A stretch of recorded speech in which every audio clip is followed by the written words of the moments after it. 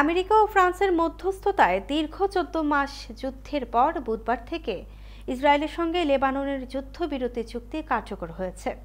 এর ফলে লেবাননের রাজধানী বৈরুতে দক্ষিণাঞ্চলীয় এলাকার মানুষ যুদ্ধবিরতি উদযাপন করছেন। যুদ্ধবিরতি ঘোষণার পর থেকে সীমান্ত এলাকা থেকে নিজ নিজ এলাকায় ফিরতে শুরু করেছে দক্ষিণ লেবাননের বাসিন্দারা। ঘোষণার পর লেবাননের অনেক মানুষকে রাস্তায় হিজবুল্লাহর পতাকা নিয়ে বিজয় উদযাপন করতে দেখা যায়। যুদ্ধবিরতি চুক্তি হিজবুল্লাহর জন্য একটি পূর্ণ জয় হিসেবে দেখছেন তারা।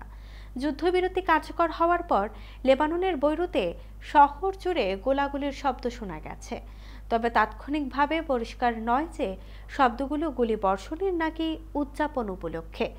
যদি উদযাপনের জন্য বন্দুকের গুলি ব্যবহার করা হয়ে থাকে, তবে তারা ইসরায়েলের সতর্কতা ভুলে গিয়ে করতে পারে।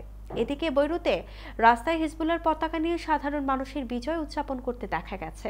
দক্ষিণ লেবানন থেকে বাস্তুচ্যুত মানুষকে নিজ নিজ বাড়িতে ফিরতে দেখা যায়। সীমান্তবর্তী অঞ্চল থেকে ইসরায়েলি সেনা প্রত্যাহার না করা পর্যন্ত অঞ্চলের বাসিন্দাদের বাড়ি ফিরে আসতে অপেক্ষা করার আহ্বান জানিয়েছে লেবাননের সেনাবাহিনী।